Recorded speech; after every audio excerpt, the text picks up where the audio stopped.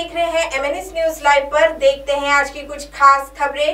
दूध उत्पादकों का राज्यव्यापी आंदोलन। राज्य में पिछले कई दिनों से दूध उत्पादक अपनी मांगों को लेकर आंदोलन कर रहे हैं, लेकिन सरकार उनकी इस मांग की तरफ ध्यान नहीं दे रही है। इसीलिए अब यह आंदोलन और तीव्र होने की संभावना से इनकार नहीं किया जा सकता।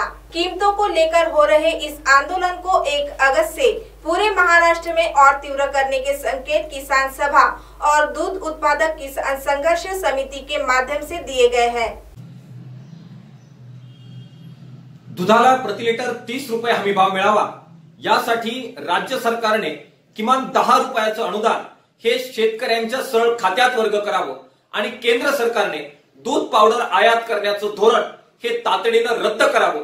उलट राज्यात आणि केंद्रात पडून असणाऱ्या दूध पावडरच्या साठ्यांची निर्यात करता यावी यासाठी केंद्र सरकारच्या वतीनं किमान 50 रुपयाचं निर्यात अनुदान हे तातडीनं जाहीर करावं। या प्रमुख मागणीसाठी 1 ऑगस्ट रोजी किसान सभा आणि दूध उत्पादक शेतकरी संघर्ष समितीच्या वतीनं तीव्र आंदोलन करण्याची भूमिका जाहीर करण्यात आलेली आहे। गावागावातील शेतकरी कोरोनाच्या पार्श्वभूमीवर सोशल डिस्टन्सिंगचं पालन करतील, गावात एकत्र येतील, चावडीवर दुधाचा अभिषेक घालतील आणि आपल्या मागण्यांकडे केंद्र आणि राज्य सरकारचं लक्ष वेधण्यासाठी तीव्र आंदोलन संपूर्ण महाराष्ट्रभर उद्या करतील। तो वहीं दूसरी ओर मुंबई में पदवी और पदव्युत्तर परीक्षाओं को लेकर यूजीसी द्वारा लगाई गई सख्ती के विरोध में विद्यार्थिनी मंजिरी धुरी उपोषण पर बैठी है। विद्यार्थी भारती के सभी कार्यकर्ता यूजीसी के विरोध में नारेबाजी करते हुए परीक्षाएं रद्द करने की मांग कर रहे हैं।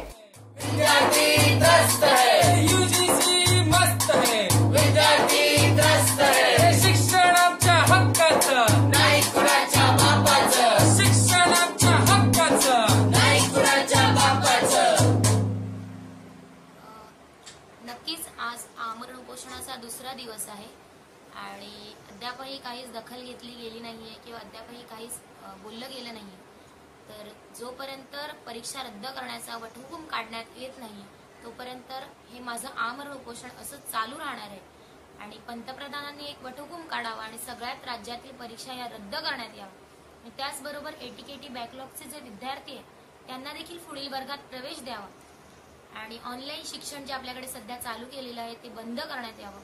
अशा काही ठराविक मागण्यांना घेऊन आपण हे आमरण उपोषण सुरू केलेलं आहे। मी पुन्हा एकदा सांगते की जोपर्यंत परीक्षा रद्द करण्याचा वटहुकूम काढत नाही तोपर्यंत माझे हे आमरण उपोषण असंच चालू राहणार। तो वहीं तीसरी ओर बढ़ाए गए बिजली के बिलों के विरोध में नई मुंबई में महावितरण कार्यालय पर महाराष्ट्र नवनिर्माण सेना की ओर से विरोध प्रदर्शन किया गया, लेकिन पुलिस ने मनसे कार्यकर्ताओं को महावितरण कार्यालय के गेट पर ही रोक दिया। तत्पश्चात महावितरण कर्मचारियों से गेट पर ही बढ़ाए गए बिजली के बिलों पर जवाब मांगा गया। साथ ही बिलों में 50% छूट देते हुए नए और सुधारे हुए बिजली के बिलों की मांग मनसे की ओर से की गई। दुकानाचं जे बिल तुमच्या आला असेल पहिल्यांदा काय झालं की कोविड आला त्यामुळे आम्ही रिडिंग घेऊ शकलो नाही।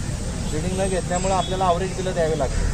मग आम्ही एप्रिल मे जून 3 महिन्याची ॲव्हरेज बिलं दिली।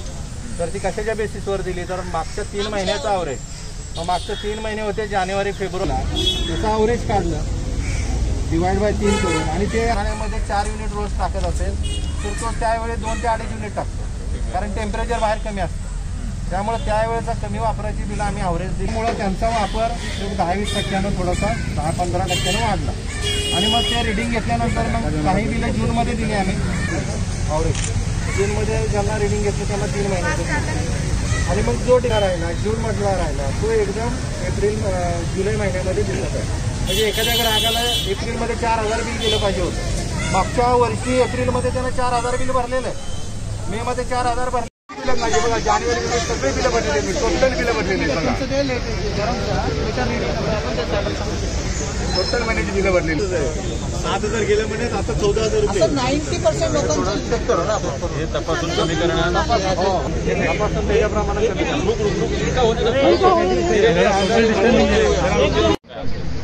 तर ते मला वाटतं 2-4 तुम्ही ताई जरा या तुम्ही त्यांचं जम्बो वाडा बिल आहे का तुमच्याकडे? आता दुसरं एखादं करायचं आम्ही काय कमवूनच दिली त्यामध्ये।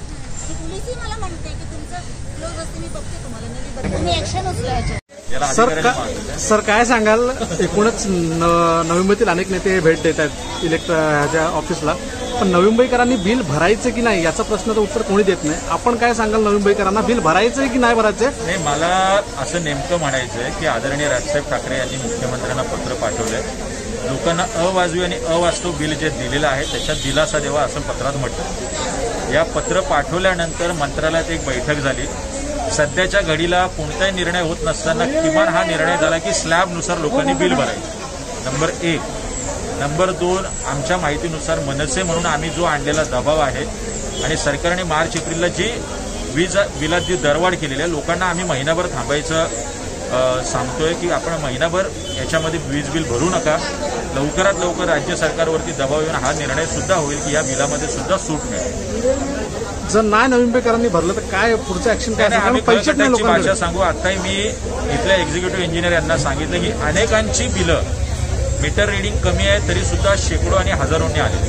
अनेकांचे गाळे बंद आहेत, अनेकांची घरं बंद आहेत तरी सुद्धा 30,000, 40,000, 50,000 लाईट बिल आलेले आहेत. त्यांनी आठवड्याभराची मुदत मागितली की अशा ज्या काही केसेस असतील त्या आम्ही सॉल्व्ह करू आणि अशी जर लाईट बिलं जास्त आली असतील तर त्यांनी बिलं भरू नये म्हणून आम्ही निर्णय घेतला.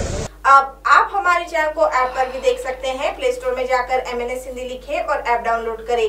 साथ ही साथ आप हमारे फेसबुक पेज को भी लाइक कर सकते हैं और उन पर भी खबरें देख सकते हैं। लिंक ट्विटर, हाइप और इंस्टाग्राम पर भी आप हमारी खबरें देख सकते हैं। आप हमारे चैनल को YouTube पर भी देख सकते हैं और इसे YouTube पर सब्सक्राइब करना बिल्कुल भी ना भूलें। फिलहाल वक्त हो चला एक ब्रेक का। ब्रेक से लौटने के बाद देश और दुनिया की तमाम बड़ी खबरें देखने के लिए बने रहे MNS न्यूज लाइव के साथ। नमस्कार।